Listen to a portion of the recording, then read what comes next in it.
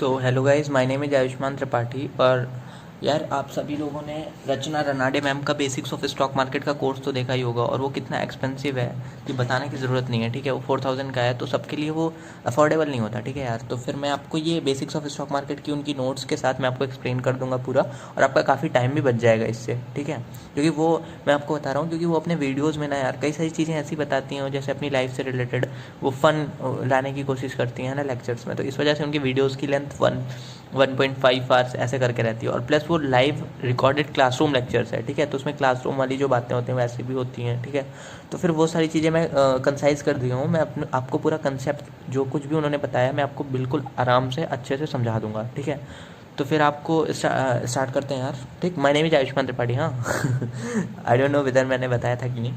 और मैं यार कैसे समझाऊंगा यार, ये मेरी नोट्स है, मैं बस इसका ही यूज़ करूँगा, और एक ये रफ कॉपी यूज़ करूँगा यार। ठीक है, तो इस रफ कॉपी में मैं आपको एक एक टॉपिक एक्सप्लेन कर दूंगा। ठीक है, तो starting with the first concept, that is LTCG, long term capital gain. ठीक है, तो यार लॉन्ग टर्म कैपिटल गेन क्या होता है? हाँ, तो if a person holds a share for more than 1 year and earns profit. ठीक है, मान लो कोई शेयर है। ठीक है, मान लो आप टाटा मोटर्स का शेयर है। ठीक है, वैसे इतनी छोटी सी बात है यार, आप इसको एग्जाम्पल से ना भी समझो तब भी समझ में आता है यार, कि किसी भी शेयर को अगर आप 1 साल से ज़्यादा के लिए रखना है तो उसे लॉन्ग टर्म कैपिटल गेन कहा जाता है। ठीक है, ये देखिए लेक्चर 1 मैंने डाला भी हुआ है, क्योंकि मैं खुद उनका कोर्स खरीद के पढ़ चुका हूँ। ठीक है, फिर डिविडेंड आता है यार, ये समझ में आया? कोई भी पर्सन है, जैसे आपने कोई शेयर खरीदा, ठीक है, टाटा मोटर्स का शेयर खरीदा और उसे 1 साल से ज़्यादा तक के लिए रखा तो उसे LTCG कहेंगे। ठीक है, जो भी लॉन्ग टर्म कैपिटल गेन, मतलब 1 साल से ज़्यादा रखने पर मान लो प्राइस बढ़ा है ना, तो उस पर जो भी गेन हुआ, ठीक है, तो लॉन्ग टर्म कैपिटल गेन।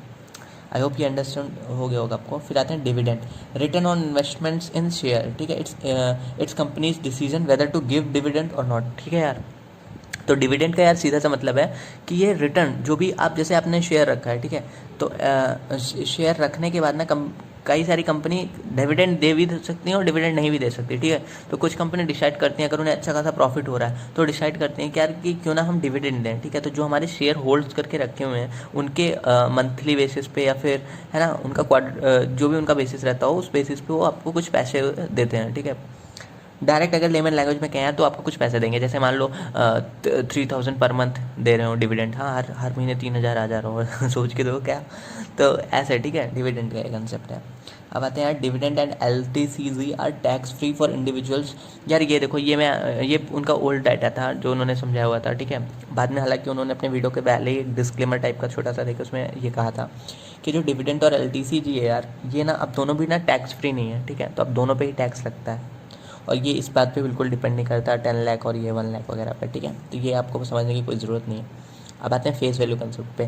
तो यार फेस वैल्यू क्या होती है? जैसे मैं, तुम और कुछ लोग और मिलके, हमने 4 लोग मान लो मिलके हमने एक कंपनी स्टार्ट की। ठीक है, तो कंपनी स्टार्ट करने के बाद यार हम लोग अपनी कंपनी का कुछ प्राइस रखेंगे। ठीक है, तो वो जो कंपनी का प्राइस नहीं, आई एम रियली सॉरी, मतलब हमने एक कंपनी स्टार्ट की। हाँ, सपोज़ कि हमने एक ABCD, ठीक है, मान लो ये हमारी कंपनी है ABCD, ये कंपनी मैंने स्टार्ट की। ठीक है, मैं प्लस आप प्लस 3 लोग और कोई, तो मैं, आप और 3 लोग और कोई मिलकर ये कंपनी ABCD चालू की है।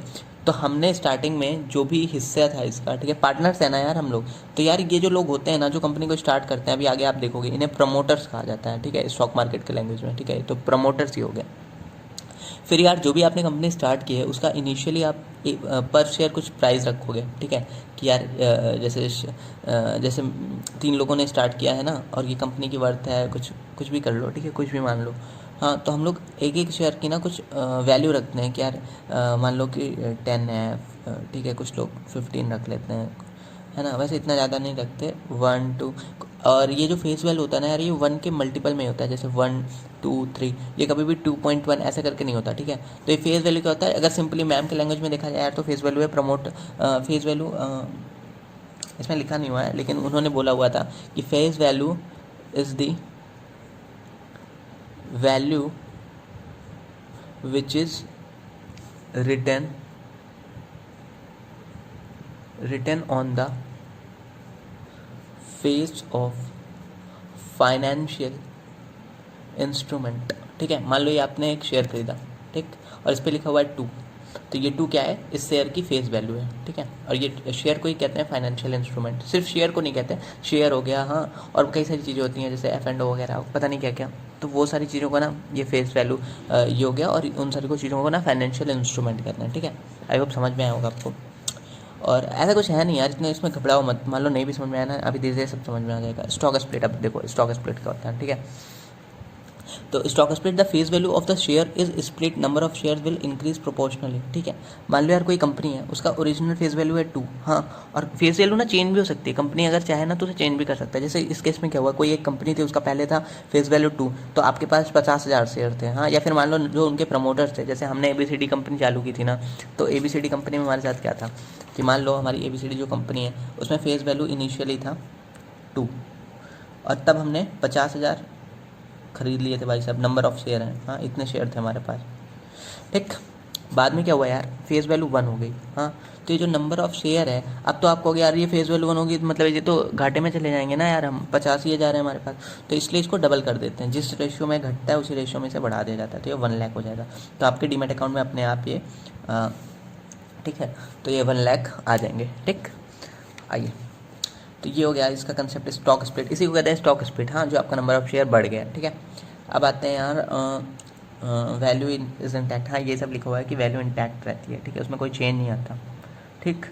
और उसके बाद आता है यार ये टॉप लाइन और बॉटम लाइन का कंसेप्ट है यार, ये बिल्कुल हल्का सा मैं आपको समझा देता हूँ। मान लो कोई कंपनी है ना, आप जब जाओगे ना, जैसे कई सारी अपने वेबसाइट्स अगर नहीं देखी होंगी तो गूगल पे हैं, मैम ने भी कई सारा यूज़ की हुई हैं, जैसे एक चित्तौड़गढ़ करके है और एक मनी कंट्रोल है, ठीक है। तो इसमें क्या होता है यार, आपको कोई भी चीज़ है, जैसे कोई भी कंपनी है, तो उसका 2 चीज़ आपको शो करते हैं डेटा में, एक होता है टॉप लाइन, एक होता है बॉटम लाइन। तो टॉप लाइन जो होता है ना, वो टर्नओवर है, कितना टर्नओवर कंपनी को हो रहा है, ऐसी टर्नओवर कितना हो रहा है कंपनी का, और बॉटम लाइन ना प्रॉफिट्स दिखाता है, ठीक है। तो ये हो गया।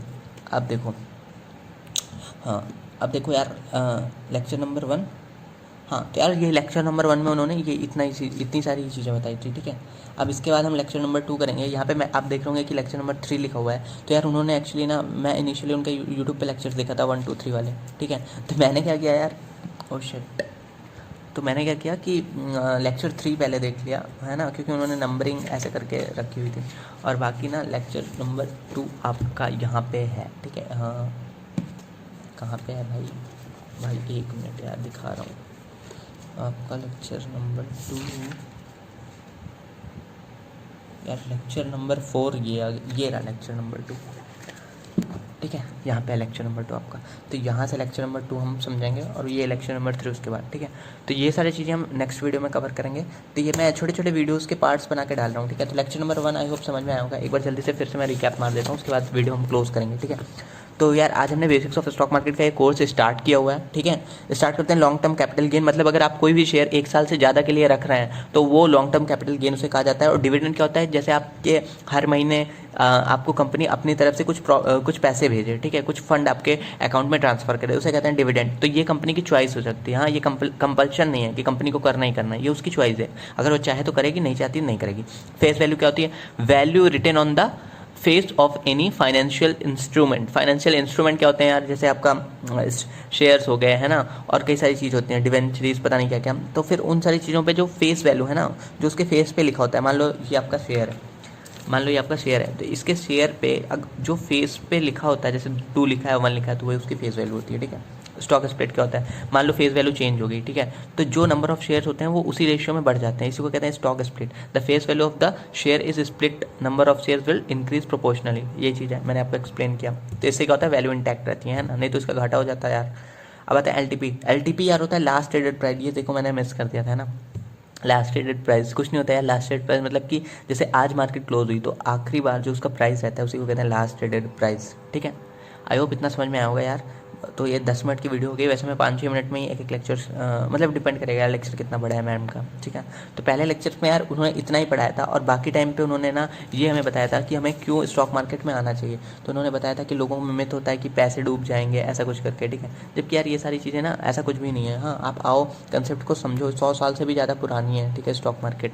आई डोंट नो, शायद मूवी में ऐसा कहा गया था, ठीक है। तो हम लोग धीरे धीरे कंसेप्ट को समझेंगे, है ना, तो फिर हमें समझ में आ जाएगी कि चीज़ें हैं क्या, और फिर उसके अकॉर्डिंग आप भी इन्वेस्टमेंट्स करना, आप भी ट्रेडिंग करना, ठीक है। बेसिकली मैं आपको बता दूं कि रचना मैम के ना यार 3 कोर्सेज हैं, एक है बेसिक्स ऑफ स्टॉक मार्केट, दूसरा है क्या था यार, फंडामेंटल एनालिसिस, ठीक है, और एक था basics of stock market fundamental, और तीसरा था टेक्निकल एनालिसिस, ठीक है यार। तो हम लोग ना ये तीनों ही कवर कर लेंगे, ठीक है। मैं उनके सारे लेक्चर्स खरीद लिया हूँ, ठीक है।